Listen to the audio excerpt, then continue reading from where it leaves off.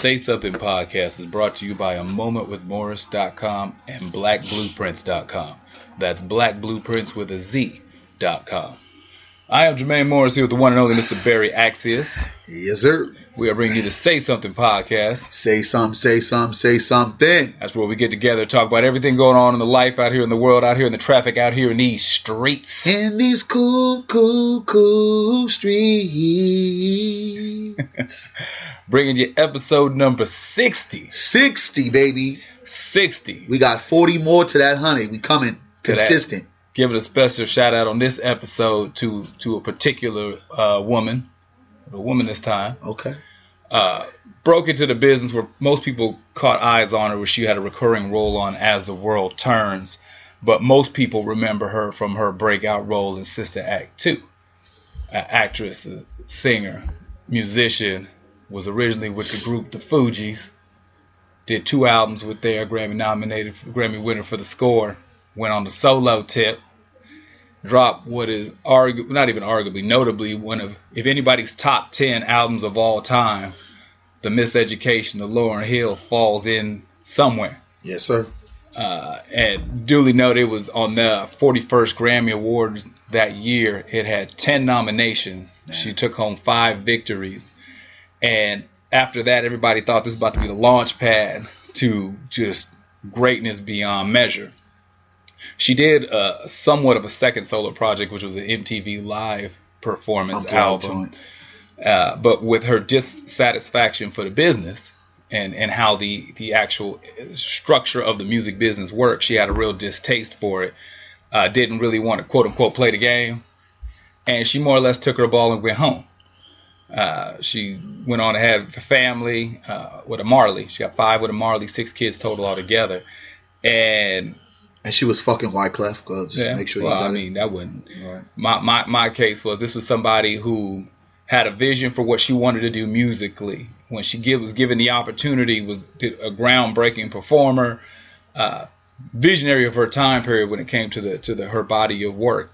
And I think that, we just want to show a little nod, a little appreciation, and give it up one time for L Boogie, Miss Lauryn Hill. When it hurt so bad. When it hurt so bad. She was at the Cannabis Club. Yeah. A Cannabis Club this past weekend. Yeah, we have a lot of artists who always talk about being, creative and visionaries and doing something different and changing the game and whatever the phrase is of the season or of the year. But this was somebody who really did.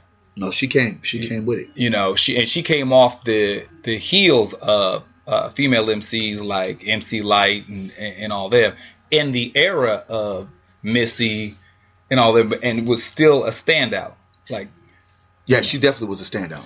Very relative. Yeah, and so just give a nod to that creativity, to that moment, and the inspiration for what she did, not only musically, but the ability to say, "This don't feel right to me.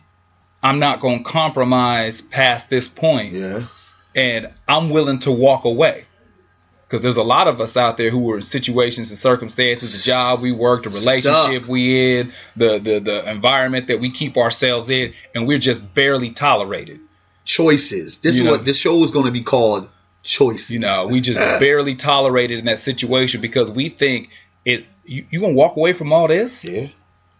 She was willing to walk. She was at the height of her career. She, they was bringing her movie scripts, all this stuff that they wanted to learn. And she was just like, it ain't worth it.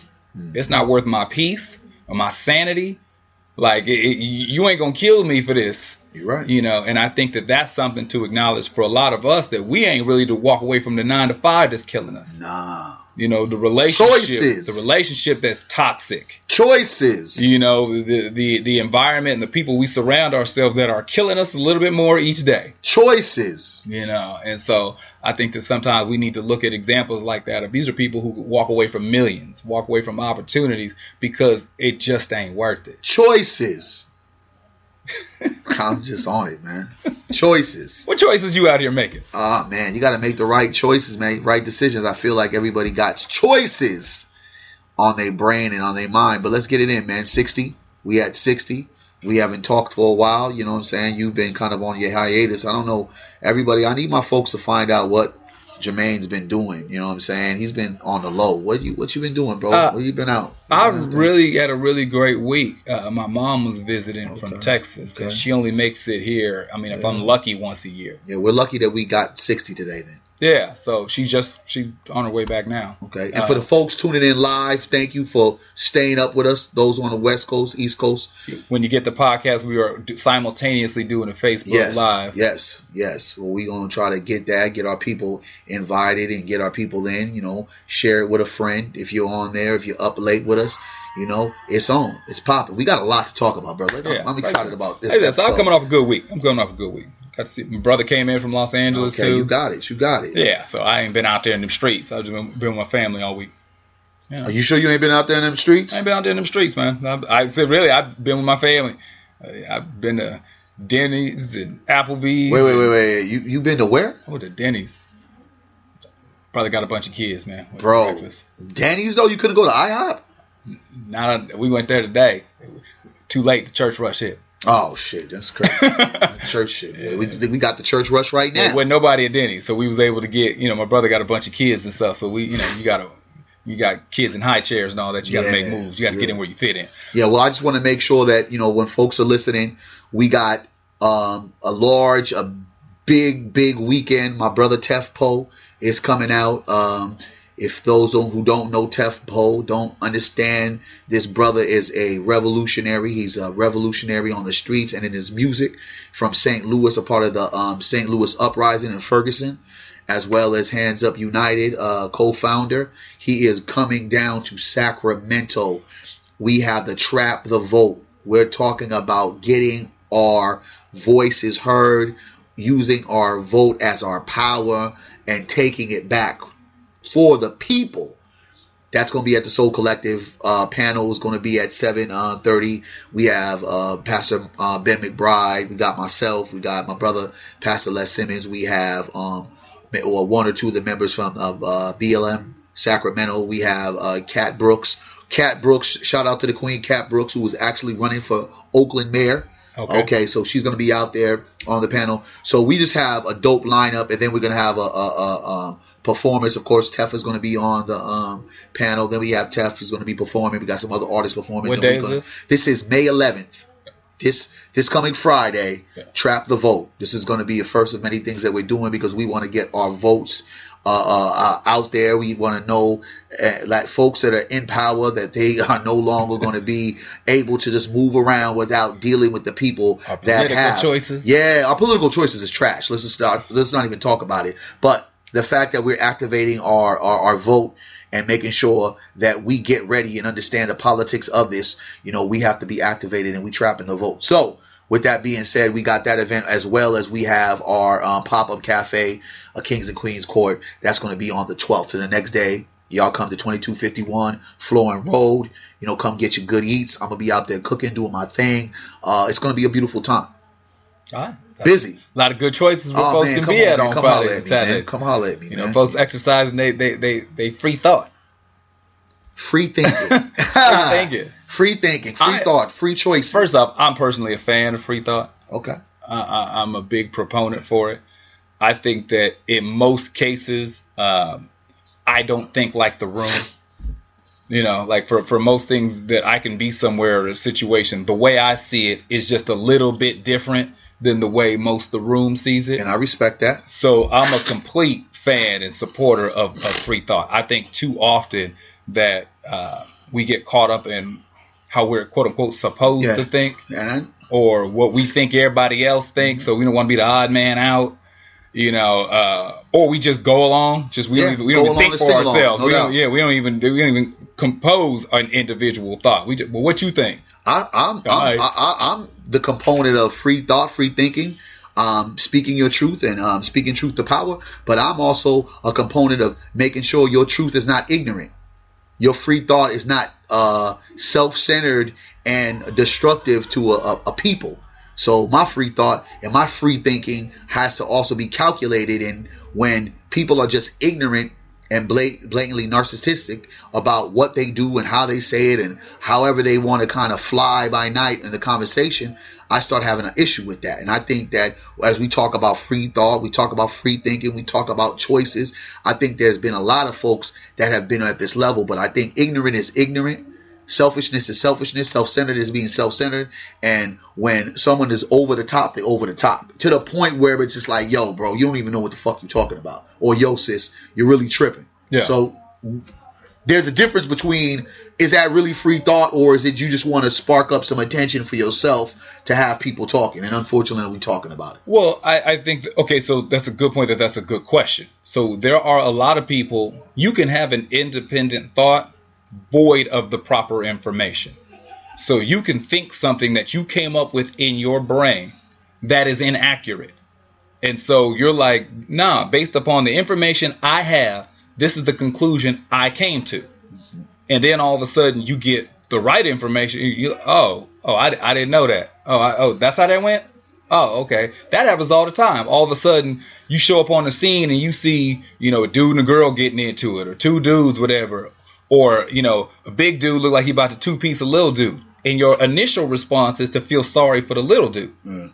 Then you come to find out that the little dude was the instigator. Mm-hmm. So now all of a sudden you're like, oh, that's not even the way I thought that was. So you can be gung-ho about something and really be a free thinker and be completely wrong. Mm-hmm. So that's one thing. It's another if you're purposely just trolling. Like you purposely just throwing misinformation. You purposely just throwing clickbait, soundbite type information out there just to draw attention to yourself. That's because that's got more to do with your intent than your information. So I have a problem with those people. Yeah. I don't have a problem with somebody who's wrong. Yeah. That's a correctable situation. Yeah. And the fact of the matter is that we are all wrong about something every day. Most definitely. So I don't fault you for not knowing. No. But I do have issue with the folks who are just out there putting out misinformation with the ulterior motive. Shit, I'm wrong about 20 times a day, I think.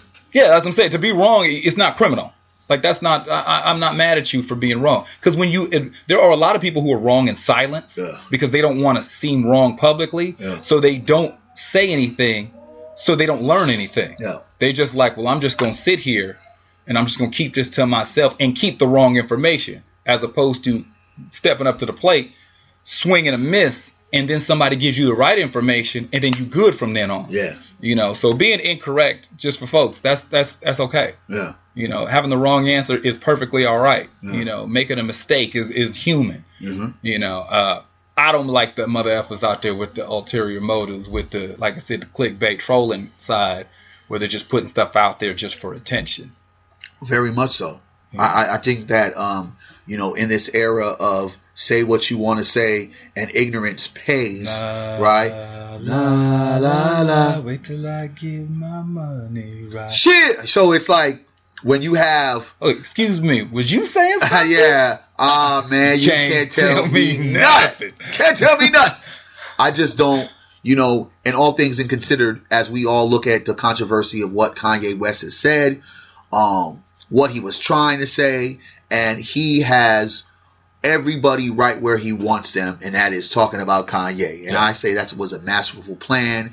I just think that race is such a catch now 22 kind of conversation where it is going to go viral, whether you're doing something at Starbucks, whether you're a black person trying to move, whether you're being harassed by the police right now. This is a very hot subject of anything that has to deal with black people being oppressed, or black people being abused, or black people being mistreated, right? Yeah. So one, I take for me, I really take to some kind of disbelief that this guy who claims to be a genius would do something so unintelligent and so ignorant. But in the same reality, I kind of look at it like, well, this is kind of like the best thing for him to do, because all press is good press, whether it's negative or positive. Because we've seen that Jenner Kardashian. Yeah. Well, because we've seen the storms that he's gone through, and his career has still been able to hold the test of time. He's never been, attached to any drugs. He's never been attached to any abuse. He's just been attached to just behavior that some folks kind of will shake your head like, did he do that? Yeah. Whether it's rants, whether it's him walking on stages, grabbing people's the Taylor Swift, freaking awards, or just speaking his truth, his free thought. So nothing he said was like, oh my God, it was earth shattering to some people. And what he said, as far as we've talked about it earlier, and I've said it, so you guys kind of already knew what we were going to talk about in this segment, was choices. The fact that he said that statement about, slavery, it seemed like a choice, and he said some other things to kind of give you the idea of why he said that. Yeah. I think that it was in bad taste because, one, you're saying it in front of folks that, you're a guest in their house, right? You don't need to talk about things that are going in our house to some guests. That's one thing. And then secondly, I think and I believe just for the fact that our ancestors has given us all, whether some stayed on the plantation or some tried to escape the plantation or some got shipped here, whatever, they gave it all for any of us to have the choices that we have right now. Yeah. So I have an issue with that, and the issue that I have really is when you start creating that attitude of choices, Negroes who are dumb, blind, stupid, and really would not do a damn thing if they were in a predicament that our ancestors were in, and the enslavement here in America. Now they get to start talking and like, well, yeah, he got a point. Kanye has a point. Well, it is a choice. Y'all Negroes ain't moving nothing. Y'all ain't saying nothing. 2018 brothers can't handle a 40-hour week job. Listen. Like I said earlier in my live, Negroes will snitch on their partner for a 10-day to not do a 10-day stay in jail. Right. The one thing about it is now you're creating this idea that now everyone is like, well, yeah, it sounds like we did have a choice. No, that whole imagery, that whole information that is now being spewed out, it gives one person or one group of people a pass. That's white folk. And that, to me, is a no-no. Because now when you sit there and you start talking about, hey, we need reparations, that motherfucker's arguments are, well, hey, it was a choice. You guys didn't have to be here. And it's not a choice from Jed the janitor. It's like, oh, that's y'all guy. Like, and on our side, we do the whole let yay be yay.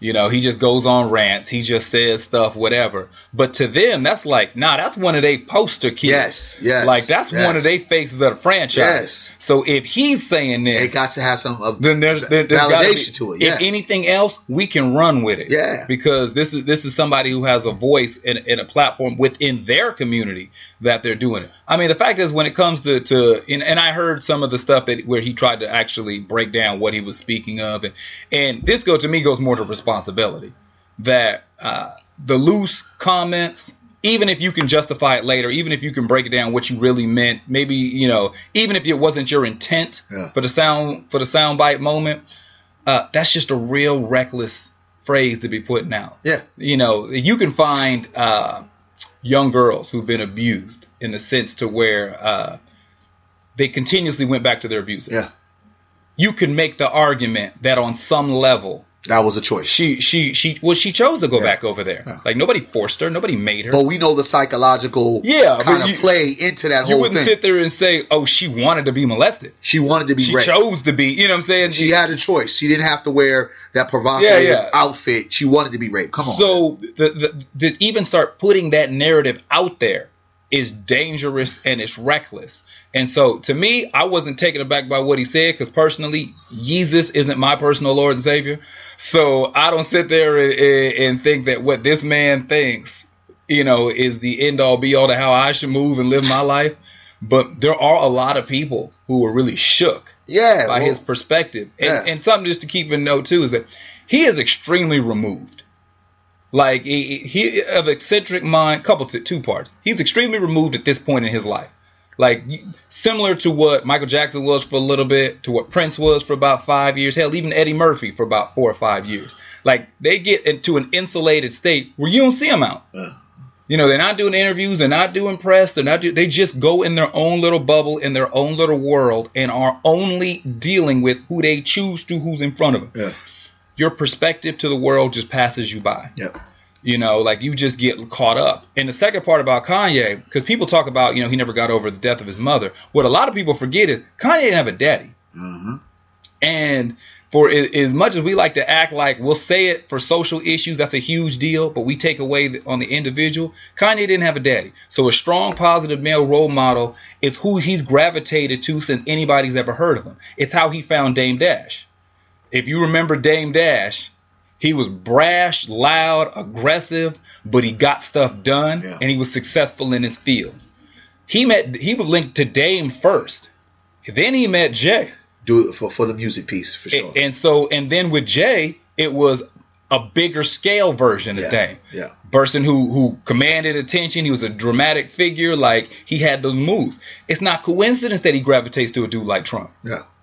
You know what I'm saying? Like, you're talking about a dude who's got some emotional deficits. We go to mental health when we talk about Kanye. But this is just some dude who's got some pieces missing. Yeah.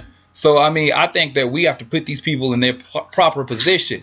You know, he makes some songs that I like. Yeah. You know, he do some stuff and just put that on the shelf and leave the rest of that mess alone.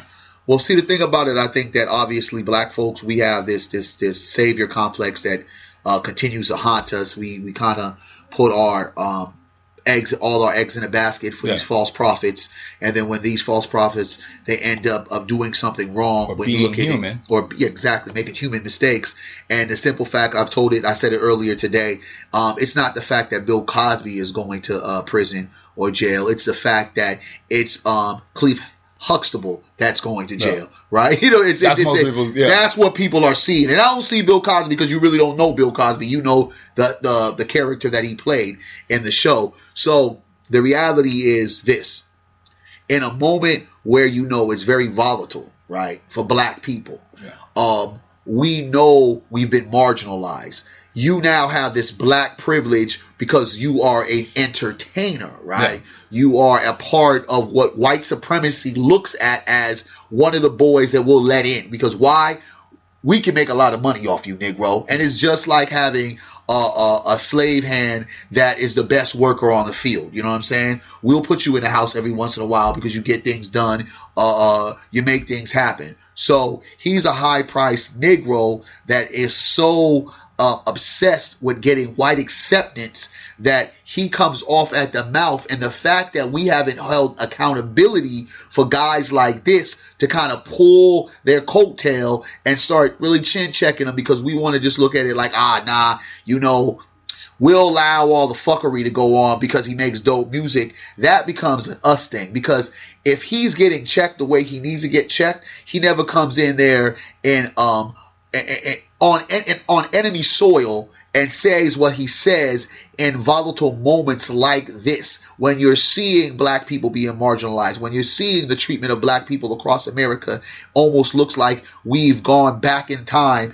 to the days where we were fighting for our civil rights, back in time to the days where we were fighting wars just to get a little bits of freedom. So when he says a statement like that, it's very reckless, it's very dangerous on so many different levels, but it's very ignorant to think that a guy that people adore would not have any consideration to the thought process of how this is going to be delivered, whether it's negative or positive. It's almost kind of like, I'm just going to be reckless with something like this. And then you turn around, you're confused. You're trying to say, isn't this the same guy that bravely said when Katrina hit on a live telecast where you couldn't edit it, President Bush doesn't like black people? It's like those are the moments where you get Kanye. You're thinking like, wait a minute, that's the same guy?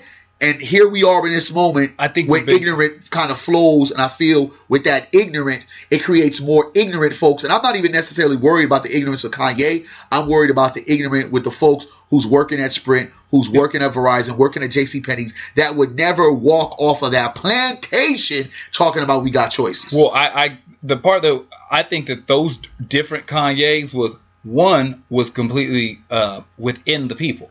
Because Kanye had money, but he had money back during the Katrina era. Like, he was starting to get established. He was touring regularly. He was in all these cities. Like, he was moving amongst people.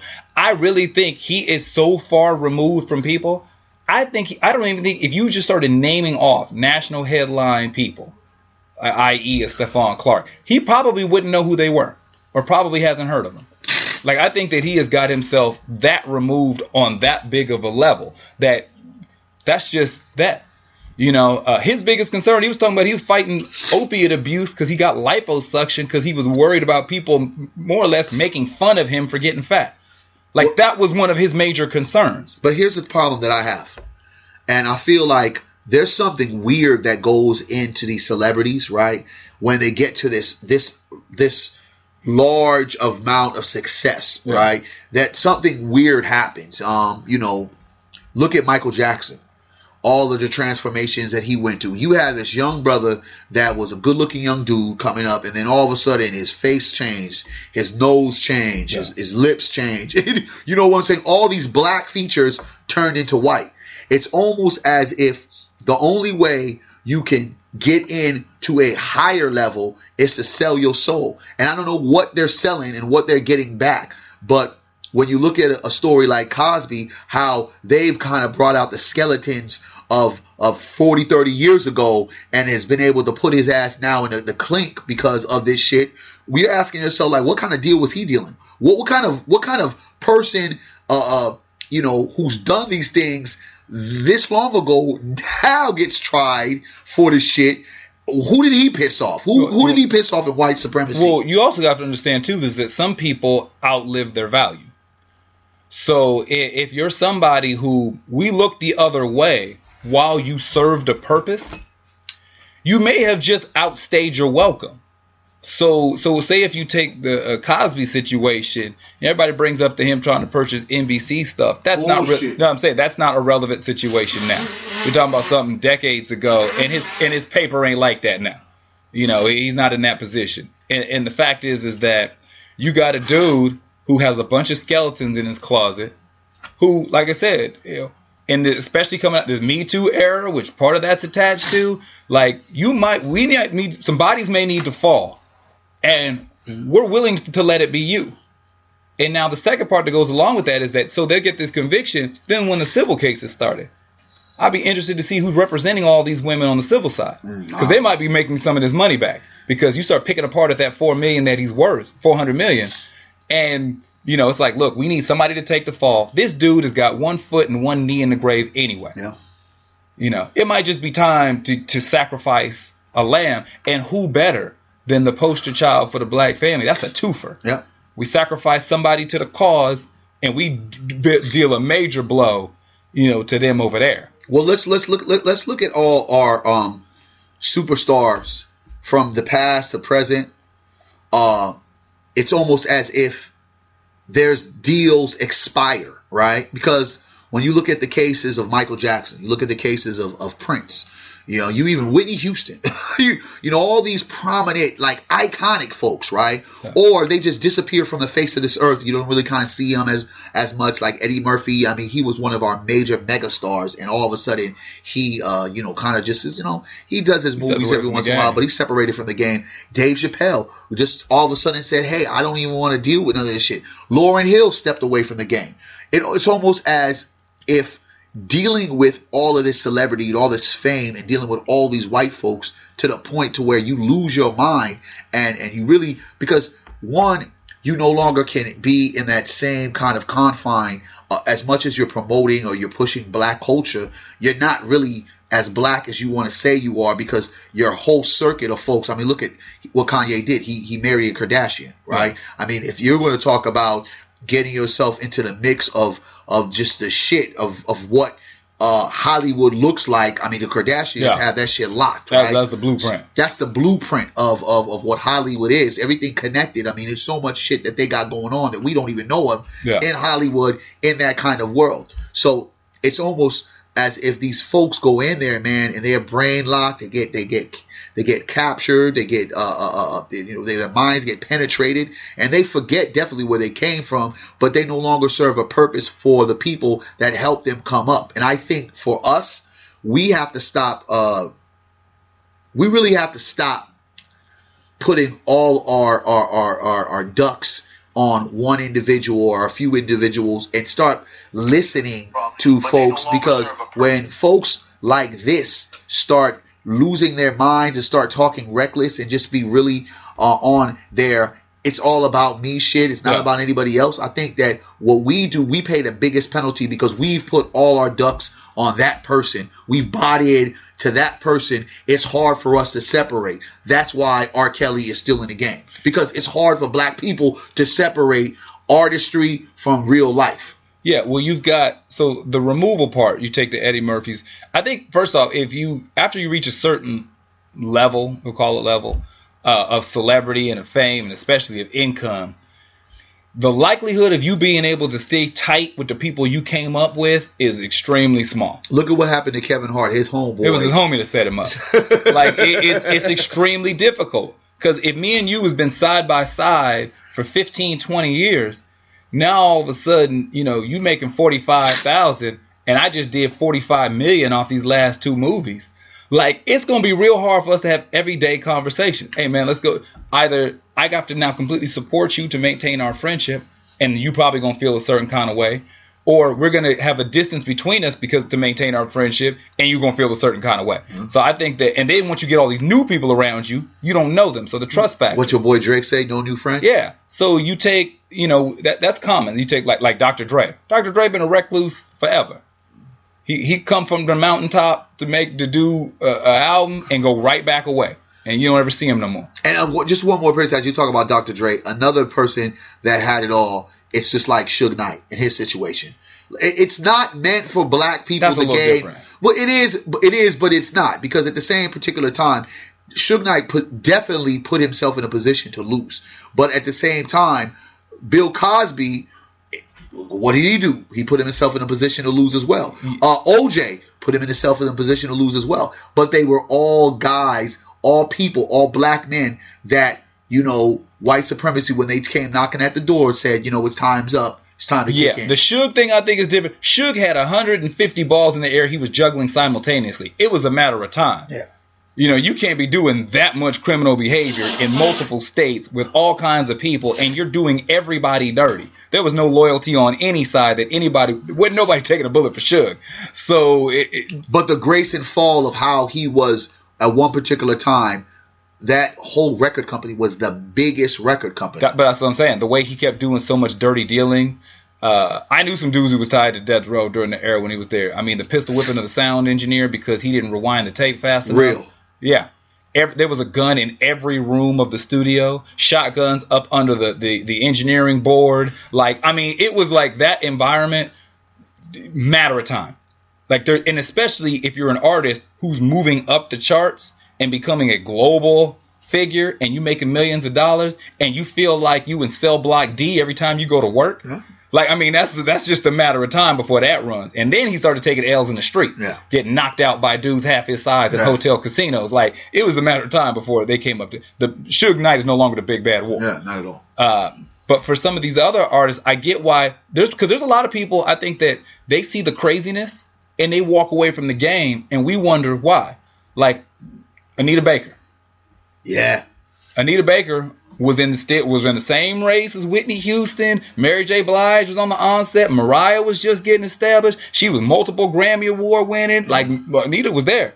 And something about that was like, nah, I'm good. I think there's been people over the years that have seen what it becomes. Yes. And when they just fall back, we think that, maybe they went to have a family. Yeah. Maybe they just weren't there. But I think they just were exposed to some stuff that they just said it ain't worth it. Yeah.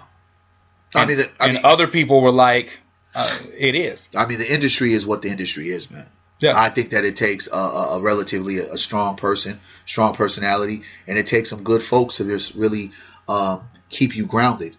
And I believe that we don't have enough grounded folks in the industry because at the end of the day, these people get their money and they're supporting us for a minute. We're supporting them for a little bit, and then they lose touch and they're out of reality of what we see, what should be people coming back and giving back to their community. I've always made a big fuss about a lot of entertainers, sports athletes, and say the problems that we have could be the problems that we can solve because we have enough millionaires, you know what I'm saying, that could really put in work, but they don't put in work. So you got Kanye crying about Obama in Chicago and the different things that Obama could have, should have done. But then I look at it, well, what are you doing? You know what I'm saying? Like, how much money are you putting in Chicago? I mean, like, what foundations are you building? We're not talking about selfish reasoning to do a fashion and be a fashion icon.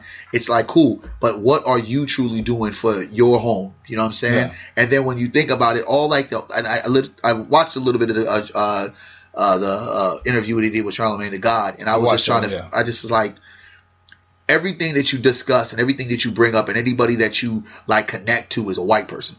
No. Like anything that is okay, the standard of excellence is a white person, and that's scary to me. And I think that the bigger case in all of this is the addiction that some of our people have for white acceptance, the addiction that we have for white approval, the addiction that we have to be just to feel like we finally made it and white people are clapping for us, white people are being our friends, and white people generally give a fuck. I think that shit is a thing that we've done wrong for so many times. I mean, integration for some folks, they felt it was the greatest thing that ever happened to us, but in reality was the worst, because in that we lost so much of our own self in that, and forgot about doing for self. And now we've been codependent in an abusive relationship, and this relationship is abusive. So for me, with the brother, like, this will be the last time that I discuss, because I don't think that there's really no reason for this to discuss it after this, because he is who he's going to be. Yeah. And you know, if folks go buy his shit, oh well. I mean, I'm still going to listen to his old shit. It is what it is. But I'm not putting all my stock into none of these motherfuckers, because first of all, I don't know them, and most of these guys aren't genuine. I've had the great pleasure to finally meet certain people that do their thing, that are, you know, whether they're athletes or entertainers, that are genuine. Shouts out to my brother Garrett Temple. Shouts out to my brother Doug Christie and Vince Carter. Them brothers are genuine brothers, you know what I'm saying? Yeah. For the times that we rocked and we did an event together, and, you know, we still texting each other and really just building. I can see that those brothers are some genuine brothers on not no ego shit. We recognize that they got here and very humble about how they got here. I just think that we need to be more tactful, and I think we have to hold our people accountable a lot more often than less, because this is how it creates a monster. And the one thing that Kanye needs to look at is with Bill Cosby, is what's going to happen with R. Kelly, what's happened to OJ, the Tiger Woods of the world. After white supremacy is done with your ass, it's all systems go. I think that if we look at, okay, so taking those examples, if we take R. Kelly, if we take OJ, if we take Kanye, Cosby, out of the group, R. Kelly's black card was never in question, in the sense of selling out black people, not representing black people in that regard. His integrity card, his morality, his, you know, on some manhood stuff, on some legal ish, like all that sort of stuff, we can go ahead and put him to the fire. He was never in a position. He never turned his back on black people. He never changed it up to, you know, for the mainstream look, and forgot where he came from. This is just a nasty, dirty individual. This is a person who needs help, and he needs a nice little cell to go sit down and think about what he's done for a few decades. You know, like for real. I mean, he just had another accusation pop up this week. So I mean, so this is a question of how much of it is our fault as a society, because we have a problem with this. We have black people who are fighting for white acceptance, but what about black disbelief? You know, how many conversations were you in where somebody was defending OJ for the homicides? How many people you know then sat there and said, nah, Kelly didn't do that with them girls? How many people was quick to say, man, them 52 women was lying on Bill? How many people, like there's the degree we have to deal with white acceptance, but what about black disbelief? You know, well, we just refuse to see the light. We just refuse to acknowledge what's in front of us. Like everything is the result of a systemic issue and a setup and propaganda and a problem. Some of these folks is out here doing this. Yeah. R. Kelly 51. Yeah. His last girlfriend was 19. Oh, damn. You know what I'm saying? Like, you ain't got to be Inspector Clouseau, Inspector Gadget. You ain't got to you don't need Scooby, Shaggy, and the Mystery Machine to put these clues together to figure out a man's pattern of behavior. You know, if you 51 with a 19-year-old, and you was 48 with a 20-year-old, and you was 46 with an 18-year-old, you's a sick motherfucker, man. You was 26 with a 15-year-old. I've seen enough points of reference to believe that I'm willing to believe all them women off top. Yes. You know what I'm saying? Like I don't even need to go through the invest. I'm all off top. Yeah. So how much black disbelief do we not want to accept when we see it? You know, because we sat there on Whitney. Whitney's a good example. We blame Bobby. Like when Whitney was breaking left and was falling all out, we as a society blame Bobby Brown. Matter of fact, we didn't even think Whitney was really that bad on Whitney the court. brought it to the game. Whitney brought it to Bobby. Yeah, quiet as kept. Yeah, you know what I'm saying? Like, so how much of it is just disbelief that we come up with an idea of what we think people are, and we just refuse to see anything else other than that?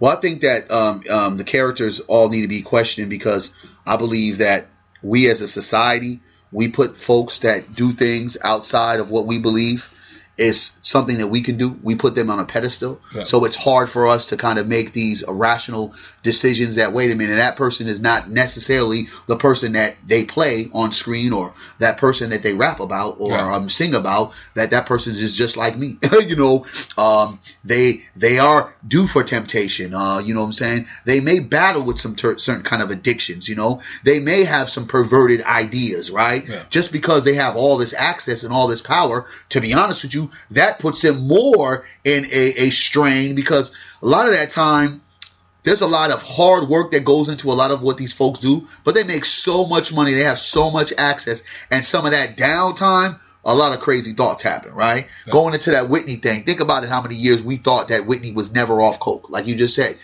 we thought it was all Bobby Brown. Yeah, we blame Bobby. That Bobby brought her down. Okay, and then watching her demise. I remember that interview when she was basically saying, you know, crack is whack or some shit like that, right? And come to find out, she was really off more than just crack. Yeah. And now when you look at Bill Cosby, it's like, come on, y'all.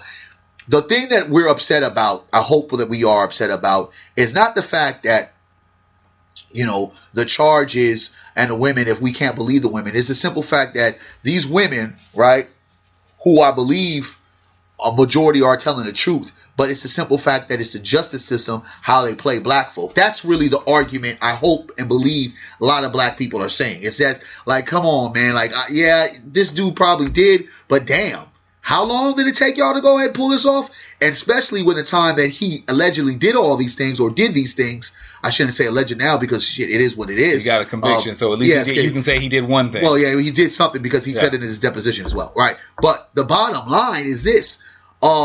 Y'all didn't put him under the bus back then. And he didn't have the kind of power swing that he has right now, right? So what you want to do is show and use Bill as an example. So what you're going to do is take a big fish and say, oh, black folk, just in case you get out of line, here it is. And instead of getting the Harvey Weinsteins and the Woody Allens of the world and all these other Chester molesters and pedophiles in white Hollywood, we're just going to go ahead and get this Hollywood icon, which just happens to be a black guy, and say, me too, here's what you want. You know what I'm saying? And all goes away. But the fact is, black people spend so much time believing false idols and prophets compared to believing people like us who are telling the truth and giving us the benefit of the doubt. We give the benefit of the doubt to all our entertainers and sports athletes, because we feel some kind of connection because of some kind of memory that they bring to us, some kind of lift that they give to us. I think it's almost affecting our self-esteem, because we have such low self-esteem in the black community, because we believe and fall for every trick that these folks come out with. Yeah, and take it a step further, I don't even think with us it's always the case of not believing that it happened. It's okay. Don't nobody think R. Kelly ain't mess with young girls. But when Step in the Name of Love come on, we willing to look the other way. You know what I'm saying? Like, I tell motherfuckers don't even play that shit. Okay, but that's just me. We all knew who Rick James was. Like, he was a wild fuck. Rick James went to prison for enslaving a woman, had her tied up in the basement, burning her with a hot crack pipe, doing freaky things to her. That's what he went to jail for. And Rick James died a hero. Okay, Reverend Al, Love and Happiness, was a woman beater. Like, I mean, we sit there. It's not like these are just things that don't nobody know about. James Brown was too. Yeah. So I'm saying we just, somebody put on tired of being alone. Yeah. Like we just doing it. But I mean, again, folks ain't perfect. Let's Well, not. I we know, all but I'm come with saying- our thing, but folks ain't perfect. But I think that there has to be a line drawn in the sand with some things, and I don't think that right now, folks are tolerating a lot of the bullshit. So with that right there, where is the line? Like what is it that? Because I really don't believe within our community we have deal breakers. Because rapists can come home, murderers can come home, drug dealers can come home, molesters can come home. People who done stole from grandma, people who done sucked and leached the community, those who've exploited our young folks, we still embrace them back. Folks who invest their earnings that they get from us into privatized prisons to re-enslave their own people. As soon as they come to town, they looking like, they cheering for them and getting a standing ovation. What line in the sand do we actually have to where we say that is too much, you can't never come back? Like, who can't come home? Family. Let's ask that question. Who can't come home? Who is out there who's done something so heinous that we say, nah, son? Because other communities, they'll do that. They'll put you in exile. Here's the thing. I look at it like this. Kanye West couldn't have made that statement, and this is clear. I'm gonna clear it all out for all those people challenging the choice, and he made sense and all that bullshit. Kanye West, if he was a Jew, would not have been able to talk about the Holocaust like that. No. Kanye West, as a black man, could not have made that statement about the Holocaust like he made about slavery. That's my point. They chose to go on those conversations. No. That's my point. My point is this motherfucker could not get away with that, with saying that about Jews, saying that about Asians or whatever plight that they had. It would just be a wrap. His career, as we would know it, would be shut down. I believe that we do have some tolerance for too much bullshit, and that's why we're actually having like back and forths about this. That's why there's like, oh well, we know the system is fucked up.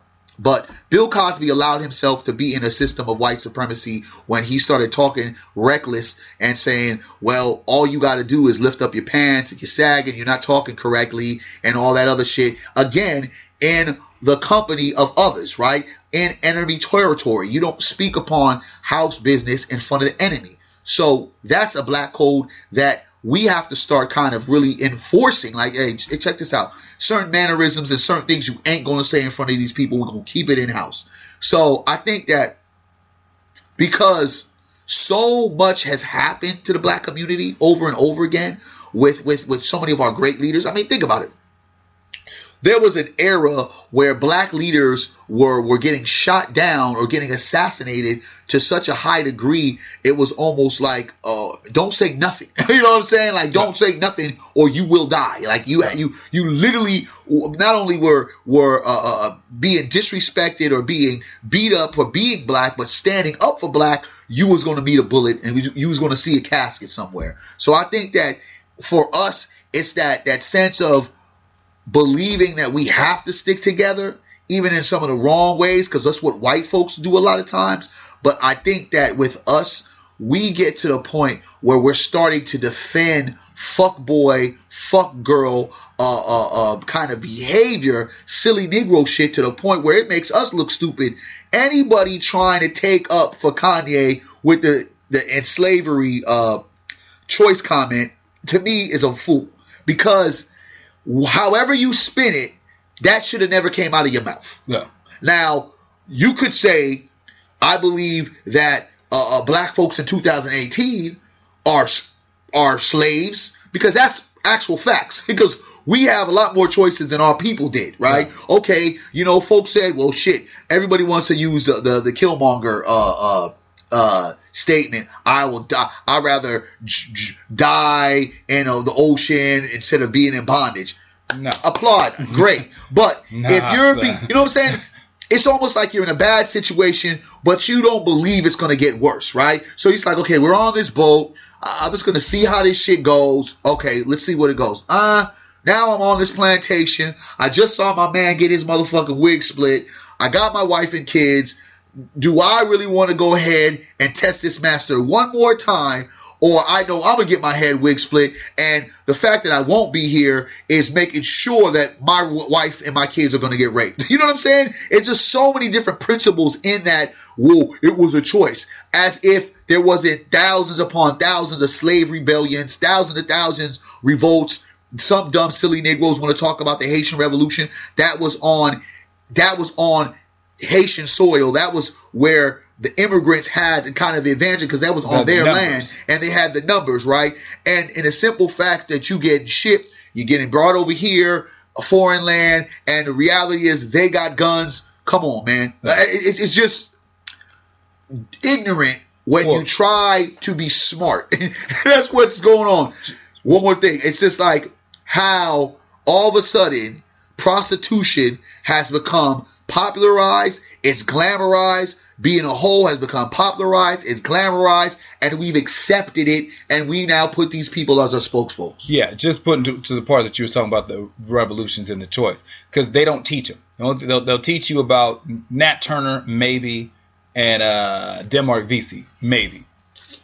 And speaking on that, more Negroes watched the Fantasyland of Wakanda, the Black Panther movie, which I'm celebrating, than they went to go watch the Nat Turner film. Birth of a Nation. So stop telling me about choices. Yeah. So the idea that there weren't revolts like regularly is crazy.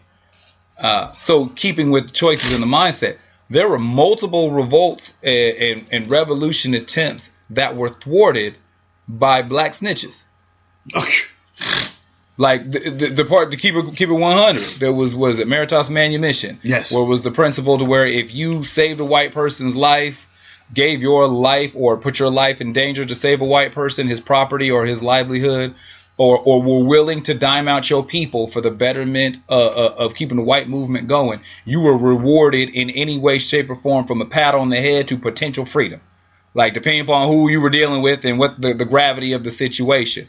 There were revolts across the board where right before it got ready to go down, some Steven in the group ran back and was like, hey, boy, just let you know, when the sun come up, they wildin'. Yeah. You know, but there was a bunch of revolts all throughout that were happening repeatedly. So this idea, because they teach it like we just took the L silently. Yeah, no doubt. Like we just sat there and was just signed up for it and was just like, okay, we getting whipped today. Like we just was like, we're okay. Yeah, like it's good. Guess what? My wife is being raped again. I'm okay. Like, so none of that was true, because I think that if they taught, I'm a firm believer, if they taught actual American history properly, oh man, we'd be saved. A lot of the racial tensions and problems we have now wouldn't exist, because one group would feel more empowered, the other group would be more aware. Yeah. And so when you try to tell somebody your plight and they've never heard it before, if they're 30, 40, 50 years old and they've never heard what you're talking about. Yep.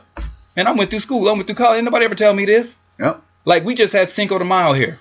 There was a dude I know who's 45. He just found out that Cinco de Mayo is not Mexican Independence Day. That's funny. He was celebrating Cinco de Mayo for 20 years. Crazy.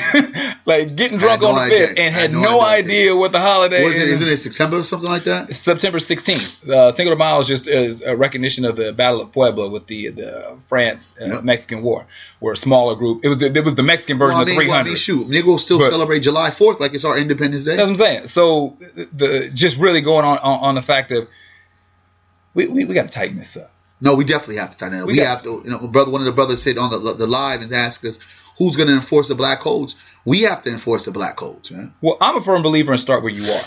So if you try to do the whole, this is going to be the blanket policy that everybody falls in line with, that's going to be extremely difficult.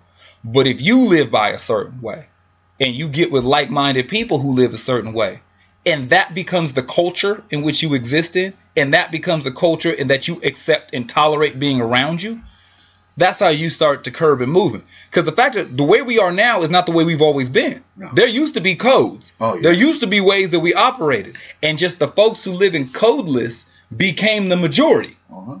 You know, they was just the ones that became more vocal about, can't tell me nothing. You ain't paying my bills. You can't tell me how to live. I hit my woman if I want to. These are my kids. I'll walk out if I feel like it. They became the loud, movement. Folks who's on their square just did it silently. Yeah. You just need to be more vocal about the importance of what's right, what we'll tolerate. You know, like everybody talks about, like, I saw this thing on the internet. They're talking about, the predator is not the dude. It's not just the dude in the van, looking for little girls. The predator is also your 23-year-old homie with the 16-year-old girlfriend. Yep. Exactamento. Bingo. You know what I'm saying? That's the same dude that Chris Hansen need to walk up on. That's bingo.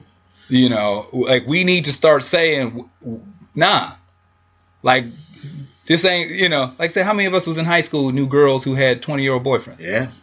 Shoot, I remember them pulling up, you know what I'm saying, picking up girls. It was a big ass scandal in my high school when the shit popped off. The older guys, they actually went to court. Yeah. Brothers did some real jail time over that shit. My homegirl, so we still friends to this day. She busted that whole case open because she had been messing with a lot of those dudes, and she was just a little runner. And sweet, pretty girl at that age, and it really built like a brick house. But she was just a neighborhood hoe. You know what I'm saying? And those brothers took advantage of it. I think that it says a lot when you look at so many of our black leadership, our black athletes, our black entertainers under fire. I think it says a lot about where we're at and how far we've really come, because we haven't gone far enough. Yeah. And what we create the interest of, because we're spending so much time on this stuff, but then we are lacking the sensibility to think about, hey, guess what?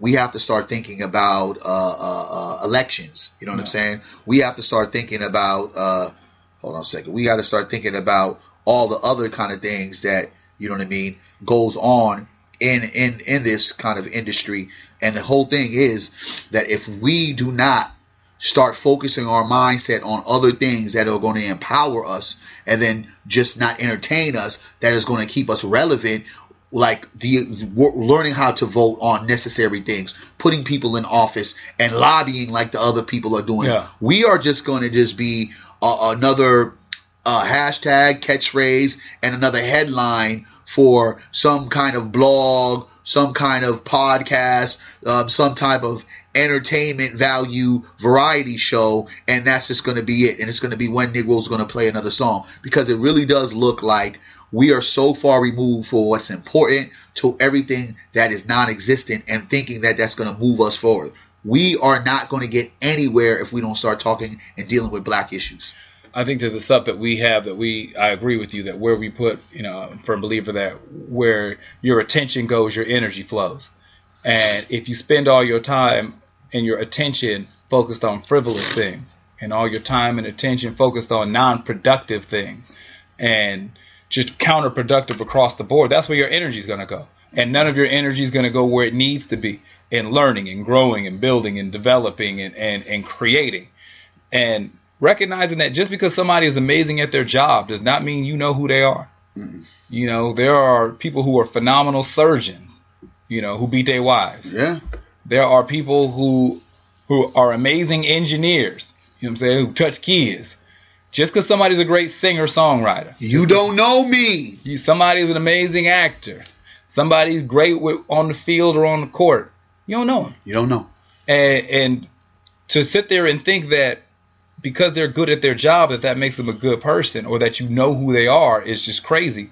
And we do got to start cracking down and establishing that code. We have to start cracking down and establishing a set of morals, a set of values, a way that we live, not only what we want to impose on somebody else, the way we live, but a way that we live, which becomes an example as opposed to a statement. Yeah. And when more of us can be the living, walking, breathing example, you'll find it's a lot easier to get like-minded people. More people fall in suit. And these are the things that we need to address, that we need to live by, a creed and a model that we need to share, and definitely something that we need to say something about.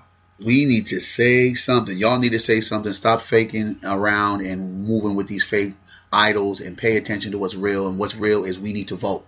So the opportunity to change the game is right now, and let's take the ample opportunity to trap the vote, and let's make it happen. Well, where can folks find you to keep up with that information and other events and all that? Barry Accius on Twitter. The Twitter game's kind of hot right now. Barry Accius on Facebook. It's always on Flamo on that, and Instagram at Team Void. Holla at us, and make sure you tap into the blackblueprints.com with a Z. I'm Jermaine Morris on Facebook. Every other social media platform is at JMorrisCEO. Jermaine Morris here with Barry Accius. This has been the Say Something podcast. Yeah, listen, say something, and say something real. Say something truthful. Say something powerful. Don't say something ignorant. with this all this ignorant shit going on. Come on, watch and mind yourself when you're speaking in front of enemies, in front of people that don't need to hear what we have to say. Black people too busy trying to impress white folks, and we needed to be focused on what? Black folks. You heard me? And until next episode, I'm just being honest. Holla at me. We will holla at you later. Say something, say something.